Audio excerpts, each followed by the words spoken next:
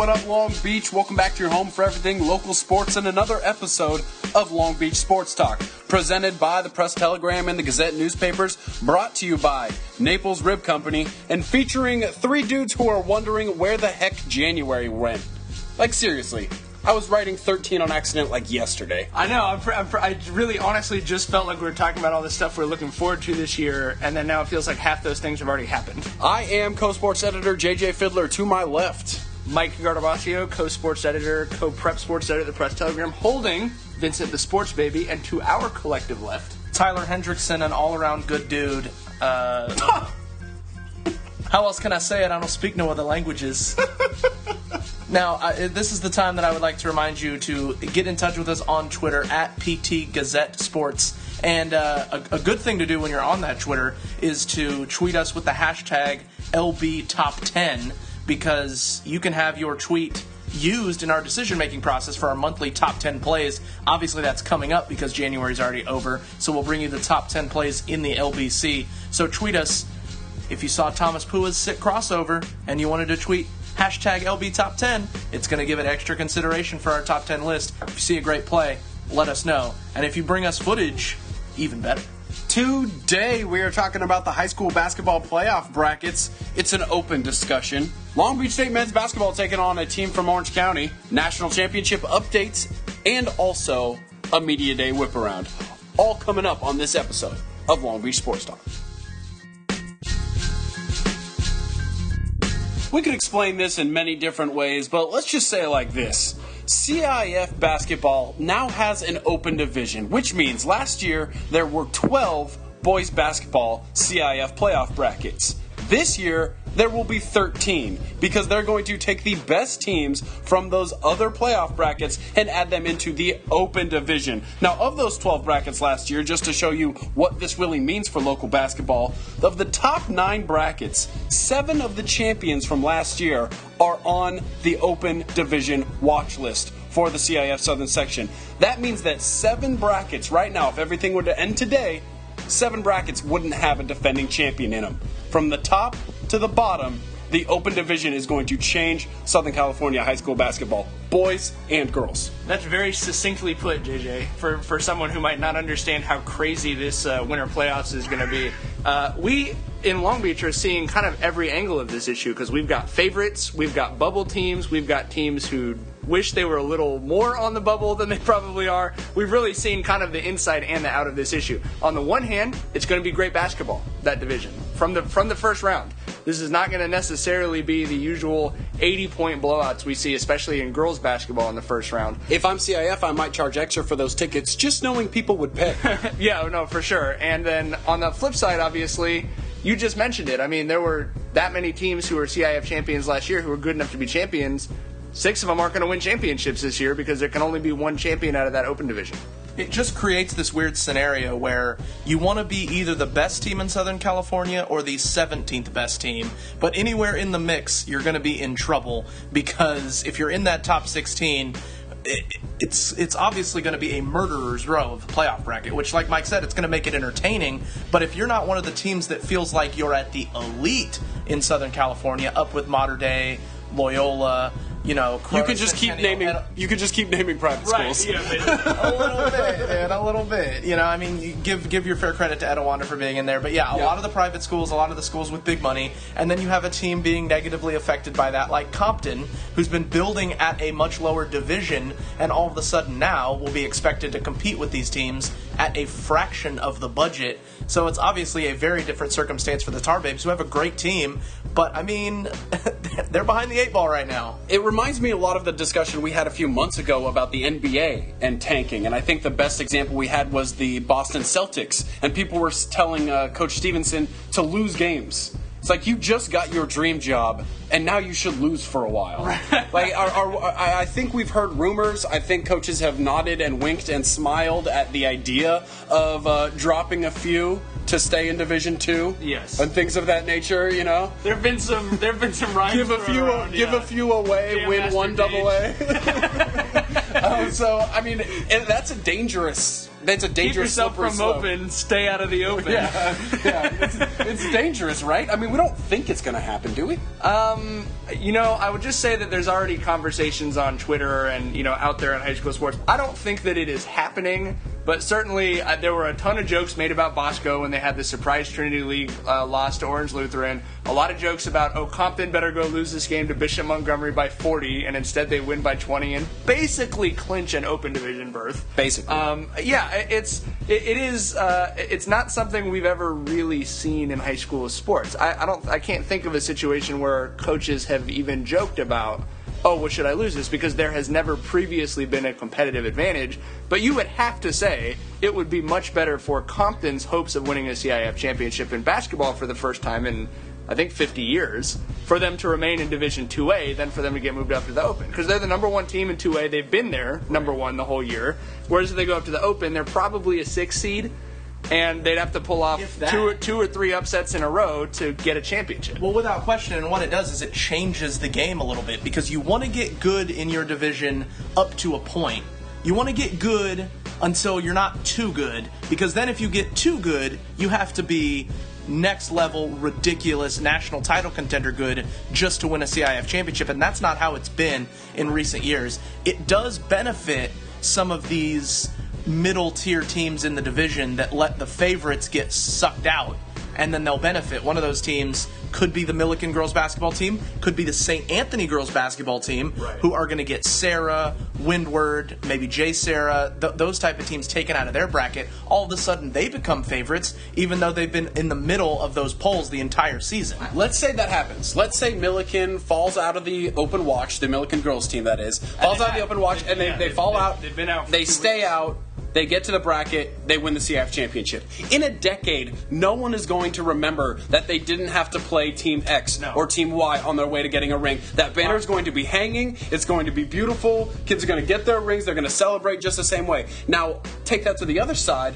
In the Open Division, in a decade, let's say this thing continues, and it's good and it produces a lot of good basketball, are people going to look back and go, not only did they win a CIF championship, they won an Open CIF championship, which is that much more impressive. I would say I think there is the potential for the second one, if it does become a thing, because this is the kind of thing you'd expect a TV contract to be built around, to become kind of a thing in Southern California basketball. But you make a great point. I mean, Poly boys basketball has always prided themselves on all of our championships were in the highest division.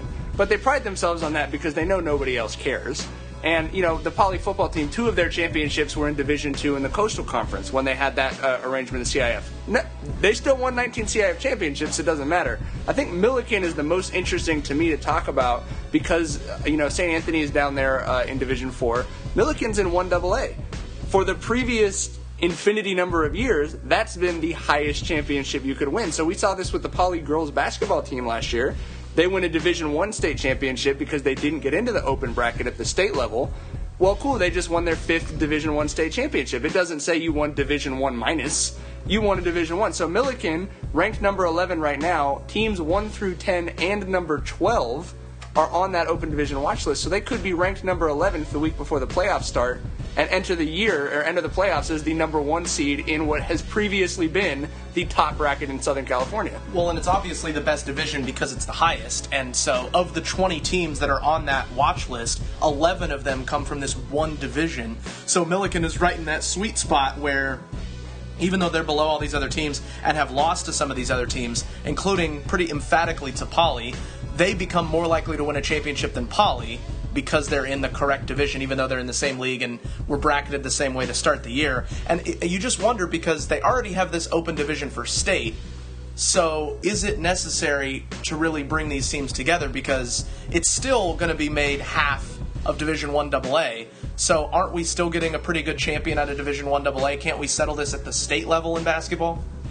In my opinion, yes. I think we're sort of all of the same opinion that I just generally am a conservative guy when it comes to sports structure. Unless it's really messed up, I don't like to see it change because it ruins the continuity with history. But you make the great point about this already happens in state. to me, there's always a little bit of a back and forth between the Southern Section and the CIF State Office.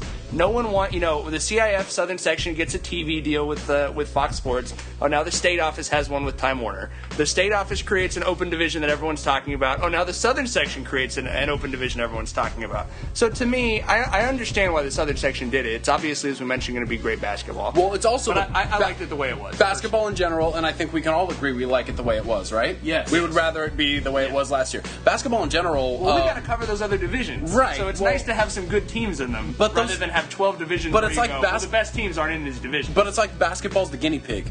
Rainer Wolf and the commissioner's office are doing a lot of interesting stuff to moving teams around in the divisions and then changing the open. I think we can all agree that we would rather it be the other way. I think we can also all agree that the last thing we want is this to go to other sports. Yeah. Well, yeah, and I mean, again, if it works and you get to cover the highest division, that's great, but we're in this newspaper group through all of Southern California called the Los Angeles Newspaper Group, which is 9 daily newspapers.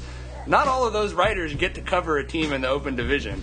So not everybody in media or as a fan is getting to see this great basketball. What we're going to see instead, in my opinion, is one true champion, that we've never had a champion crowned that was so much a champion in this open division.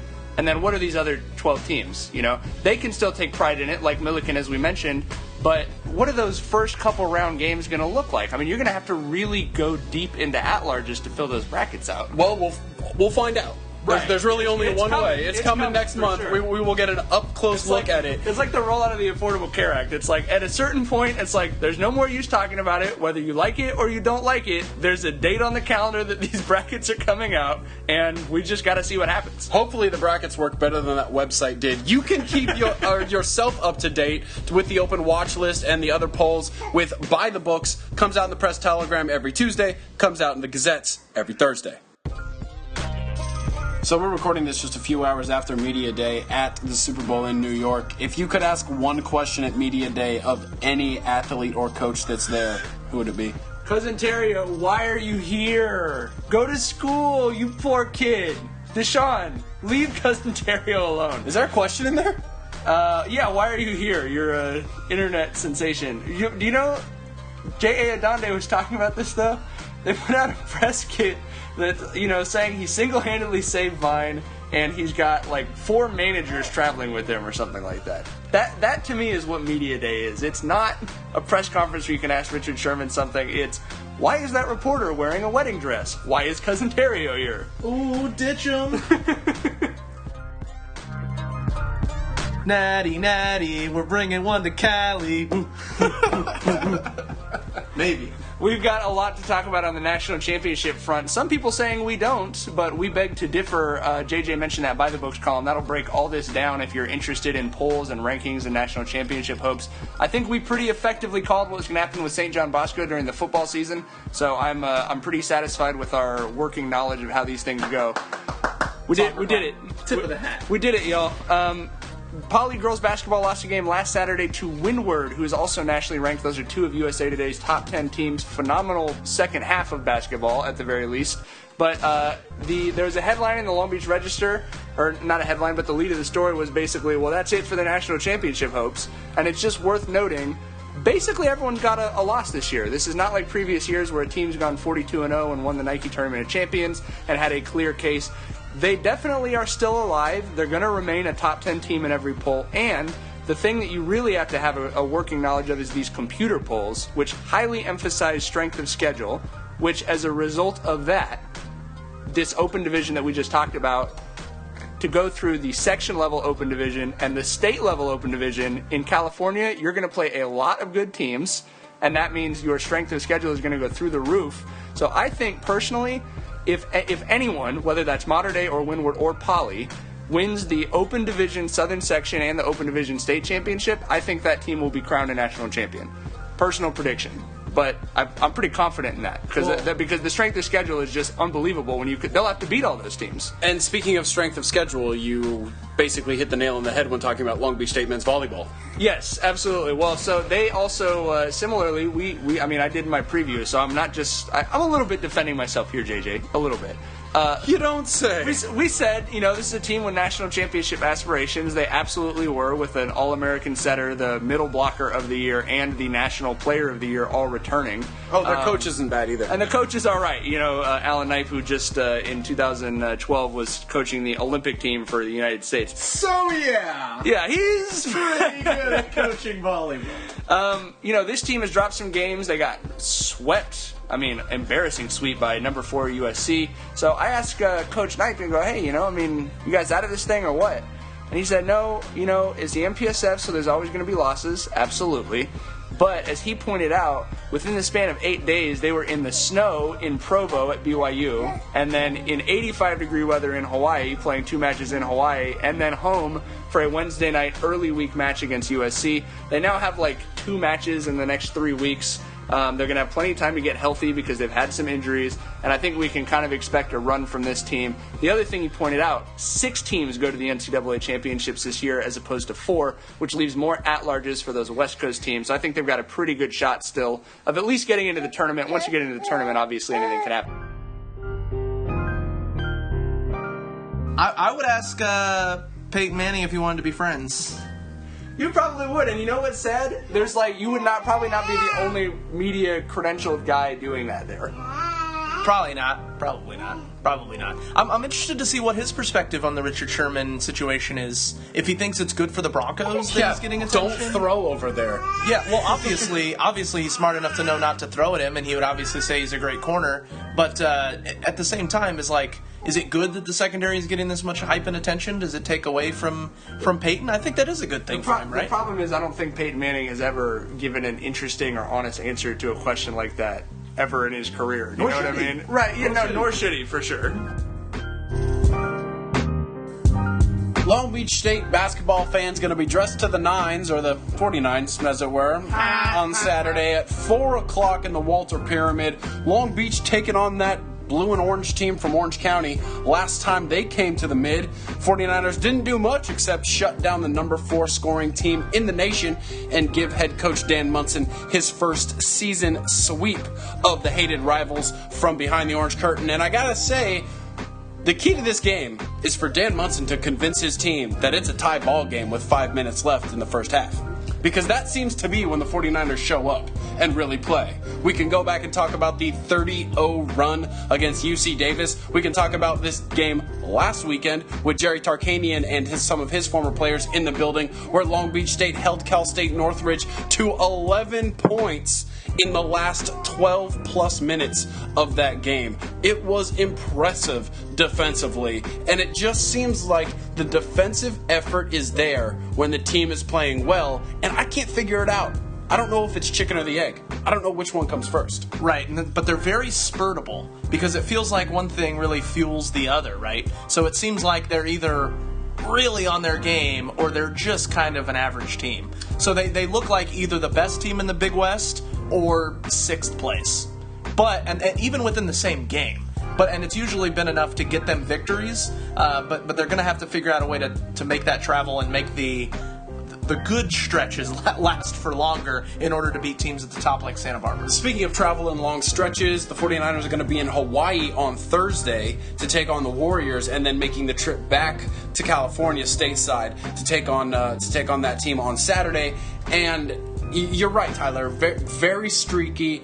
I guess the thing to watch out for on Saturday are those streaks. But as a fan, don't you not want to see that now? You know they can go on these runs. You know they can get their stops. Don't you want to see the tide kind of settle a little bit with that team? Because it gets frustrating because you see it and you're like, just do that the whole time. But it's difficult to just do that and have that kind of consistency. But if it is an effort thing, that's good, I guess, as long as you can get that and they have those big moments and they can sustain that. It's better to have a problem of effort, I guess, than a problem of talent, because you can teach effort, or not teach effort, but you can improve on effort a lot easier than you can on being good at basketball, if that makes sense. Well, if we know anything about this rivalry, the effort will absolutely be there from both of these teams. The Mid's going to be rocking. It's a black and gold out. It's dress casual, I guess you could call it, because it's a t-shirt of a tuxedo. Dress cash. I mean, it's the best of both worlds, you know what I mean? It's sort of mullet night. It's sort of mullet night. Half business, half party. Show up early. Show up loud. Long Beach State basketball, Saturday at 4 o'clock.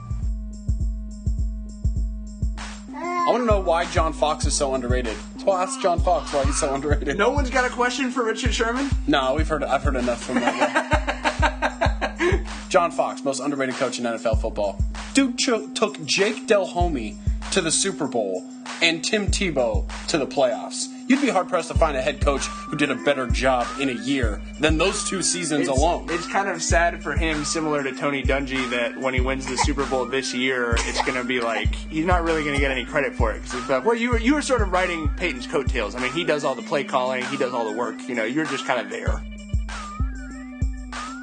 That's it, that's all. There ain't no more. Another episode of Long Beach Sports Talk in the books. We ran down high school open bracket basketball, talked a little bit about Long Beach State basketball as well, and updated you on the Natty. You know, we do this show every week, so make sure you go back either at presstelegram.com or gazettesports.com and listen to some old episodes if you're trying to catch up on what we've already laid down. And we'll be doing that again this weekend, another full slate of local sports. For everybody involved at the Press Telegram and the Gazette newspapers and this show, thank you. For Mike, for Vinny, for Tyler, for JJ. For everybody we're going to see in the stands this weekend. Make sure and check out our signing day special next week. Take care, y'all. Does he have to say for himself? Peace. He doesn't have to say that, is what my point always is. If you could pick one sports celebrity, announcer, player, coach, whatever it is, one sports celebrity, you're walking in an airport, you're going to the Super Bowl this week, and you're walking in LaGuardia, and there's a guy walking, or girl, walking the other way. So you've got about a 5-second to 10-second window. John Madden. John Madden. Okay, John Madden's walking the other way. You've got 10 seconds. What do you say to John Madden? By the way, why is John Madden in an airport? Is the bus terminal there? That's a good point. I formulated my answer before you said LaGuardia. I'd just say thank you. John Madden, someone who, great broadcasters impact your life in ways you don't expect, but then when you throw the video game franchise in there too, a large impact on my childhood and a guy that I just always loved seeing on TV and seeing around. Good answer. Tyler? Mine's easy. I would want to see Derek Jeter. And here's what I would say. His cheeks just changed colors as he said that. Here's what I would say. He's a bit flush. I'd say, hey, I just met you, and this is crazy. But here's my number, so call me maybe. That's what I would say. That's 5 seconds. I would make it. Fair enough. Yeah. You'd really. It's like be so smitten. It's like the extra long title. You just have to let it ride. Yeah. But that's what I would want, and it's LaGuardia, so it's perfectly makes sense. It makes perfect sense. It makes perfect sense. As long as you're not at JFK, I wouldn't try to talk to anyone at JFK. Fair enough. He's not going to be there, but I wish I could just walk past Navarro Bowman over the next 2 weeks and just go up and shake his hand and be like, listen, a lot of people aren't going to remember what really happened on that play, man, but that was one of the manliest, bravest, most courageous things I've ever seen on a playing surface by a professional athlete, and I will never, ever, ever, ever forget it. Thanks for bringing me down, Jage. Really appreciate it. It's the truth, man, and there's not enough people in the world to tell him that to fix the scar, literal and figurative, from that moment. But I would at least try to do my part and give him some love from one Penn Stater to another. Good man. And thorough.